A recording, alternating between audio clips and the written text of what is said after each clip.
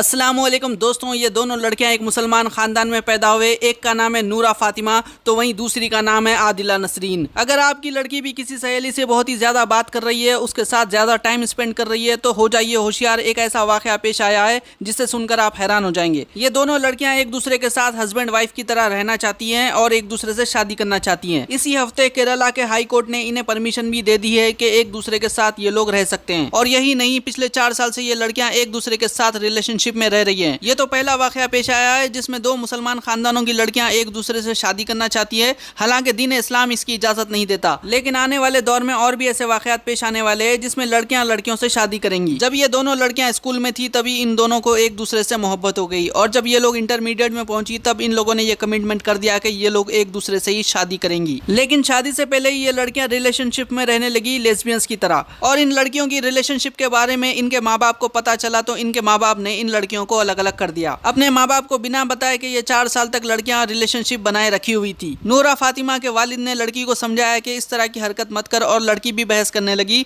जिसके बाद में नूरा के वालिद ने नूरा के ऊपर हाथ उठाया, जिसकी वजह से इसके चेहरे के ऊपर जख्म आ गया। नूरा पुलिस स्टेशन गई, अपने बाप के खिलाफ कंप्लेंट लिखाई, जिसके बाद में बाप के ऊपर एक एफआईआर दर्ज हो गई। और तभी नूरा फातिमा और आदिला नसरीन ने अपना घर छोड़ने का फैसला किया। इन लड़कियों के माँ बाप ने इनको मनाने की कोशिश की, कहा कि हमने तुम्हें पाला पोसा, हमें बड़ा किया, तुम लोग हमारे साथ ऐसा क्यों कर रही हो। लेकिन लड़कियां अपनी जिंदगी अपनी मर्जी से गुजारना चाहती थी। और जब ये लड़कियां घर छोड़कर जा रही थी तब उन लोगों ने ये वीडियो सोशल मीडिया के ऊपर पोस्ट भी किया। We are a lesbian couple, me and Fatima Noora, and we came to know about each other during our +1 and +2 days, during school days, and we got committed during +2, and then our parents caught a relationship and they were against it, and we were like, we won't do it again, but we were lying to them and we still continued our relationship.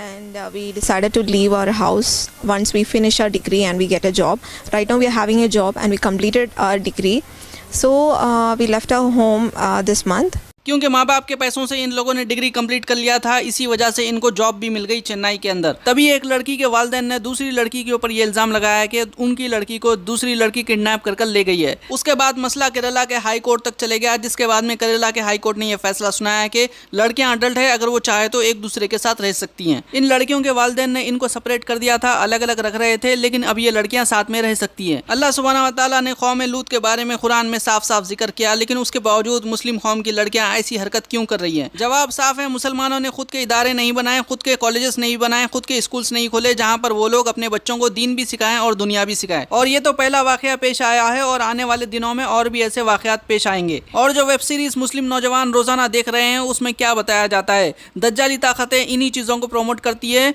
यानी कि कौम लूत वाले अमल को promote करती है। और एक दूसरा अजीब और गरीब वाकया भी पेश आया। इस लड़की का नाम है शामा बिंदु। ये लड़की खुद से ही शादी करने वाली है 11 जून को। इंडिया टुडे ने बताया कि शादी के बाद ये लड़की हनीमून के लिए भी गोवा जाने वाली है, लेकिन अकेली, क्योंकि इसने खुद से शादी की है। अभी इन्होंने सिंदूर भी लगा लिया है, 11 तारीख को खुद की शादी रख ली है। और हमें शादी की दावत नहीं मिली, इसी वजह से हम ये दावत अटेंड करने वाले नहीं है। अगर आपको मिली है तो जरूर अटेंड करिए। तो आप लोगों की क्या राय इससे मुताल्लिक कमेंट करके अपनी राय जरूर दीजिए। वीडियो को लाइक और शेयर जरूर करिए। तो इंशाल्लाह अगले वीडियो में मुलाकात होंगी। अल्लाह हाफिज।